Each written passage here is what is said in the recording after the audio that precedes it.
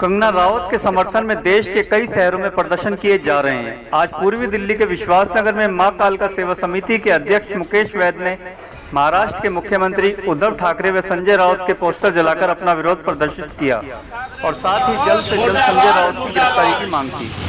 उद्धव ठाकरे मुर्दाबाद, मुर्दाबाद, मुर्दाबाद, मुर्दाबाद। मैं यही संदेश देना चाहूँगा दीपक जी, पराग जी, कि जो महाराष्ट्र सरकार है, जो वो अपने जो कारनामे थे उनको छुपाने के लिए, और कंगना जी ने जो सही बात बोली, तो सही बात बोलने वालों के साथ क्या अत्याचार होते हैं देश में ये दिखाना चाहते हैं। और हमने जो आज इसके पुतले फूके हैं कि महाराष्ट्र में जो हिंदूवादी बनते हैं वो हिंदूवादी भ्रष्टाचारी बन रहे हैं और एक महिला के साथ इस तरह का मतलब व्यवहार कर रहे हैं जो उसके मकान को तोड़ रहे हैं। और अगर कोई पूछा जाए कि जितने भी नक्शे से मकान बनते हैं वो कभी भी नक्शे से मकान नहीं बनते दीपक जी, सब में कमियां मिलती हैं, सब थोड़ा सा अपना सिस्टम बदल कर बनाते हैं। तो जब वो मकान बनाया गया, क्या तब से महाराष्ट्र सरकार को नहीं दिखा था? आज अगर उसने उनके खिलाफ सच्चाई बोल दी तो महाराष्ट्र सरकार को आज उसका मकान भी दिख गया। और मुझे पता चला है कि उसके खिलाफ तू कहने पे FIR दर्ज हुई है। बहुत ही शर्मनाक बात है कि एक महिला को तुम गाली दे रहे हो, हरामखोर कह रहे हो, तुम पे तो कोई तुम्हारे खिलाफ कानून नहीं है, और एक महिला ने अगर मुख्यमंत्री को तू कह दी तो उसकी FIR दर्ज हो जाए।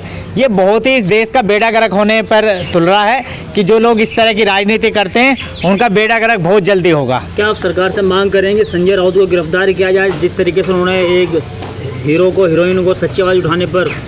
बिल्कुल बिल्कुल दीपक जी, जो वहाँ की जो सरकार है वहाँ पर राष्ट्रपति शासन लगना चाहिए, सरकार भंग होनी चाहिए, और संजय राउत जी और ये जितने भी जो लोग उसके खिलाफ बोल रहे हैं उन सब के खिलाफ कार्रवाई होनी चाहिए।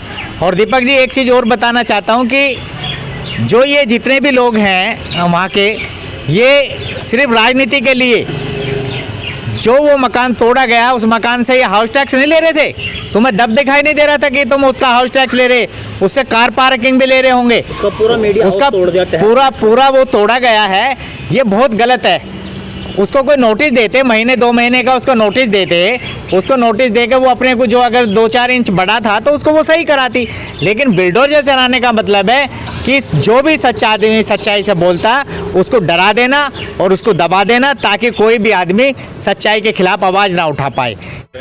शिवसेना के कुछ अधिकारियों का, उनके पर्सनल लोगों का एक तो समय बेचने में और ये गैंगबाजी में जो उनका नाम है, और जो प्रशांत की जो डेथ हुई है, जो खुदकुशी, सुशांत राजपूत की जो खुदकुशी का केस है, उसमें भी इनके कुछ लोगों के नाम आने थे। तो उसको दबाने के लिए, डराने के लिए इन सब लोगों ने ये षड्यंत्र रच रहे हैं। और दूसरा, बाल ठाकरे शिवसेना वाले इतने बदमाशी दिखाते हैं वहाँ पर। अब कंगना जी वहाँ पहुँची थी, दिखाते ना कुछ करके, क्योंकि उनके साथ बंदूकधारी थे। तो हम तो जब मानते हैं उनकी मर्दानगी कि वो उनके खिलाफ कुछ और करके दिखाते। सिर्फ कहने में और करने में ज़मीन आसमान का फ़र्क है। तो हम इसकी घोर निंदा करते हैं कि कोई भी आदमी अगर सच्चाई के लिए बोलता है तो उसके खिलाफ तुम्हारे सारे कानून अटक जाते हैं कि तू कहने पर उसकी FIR कर देना। तुम उस एक महिला को गाली दे रहे हो, तुम्हारे खिलाफ कोई, तो इसका मतलब राजनीति होगी। फिर राजनेता ये आम आदमी की वोट क्यों मांगते हैं?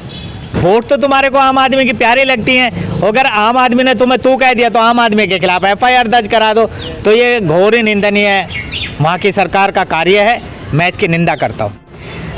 कंगना रनौत के साथ जो भी हो रहा है वो बहुत गलत हो रहा है। पहली बात तो ये कि जो उन्होंने सच के लिए अपनी आवाज़ उठाई है वो हमारा राइट है, और अगर उसको गलत ये लोग कहते हैं, जो शिवसेना सरकार है अगर इसको गलत मानती है या इसके खिलाफ में लोगों के घर तोड़ना और दफ्तर तोड़ना उनको सही लगता है, तो ऐसी सरकार को गिरा देना ज़्यादा बेहतर है। जिस प्रकार से संजय राउत ने एक महिला के ऊपर अभद्र भाषा की टिप्पणी की है, क्या आपको लगता है कि उसकी घोर निंदा की जानी चाहिए? और बिल्कुल की जानी चाहिए, बिल्कुल की जानी चाहिए, और संजय जी को जो है गिरफ्तार कर देना चाहिए इस टाइम के ऊपर, क्योंकि उन्होंने एक महिला को इस तरह से अभद्र भाषा का व्यवहार करते हुए संबोधित किया।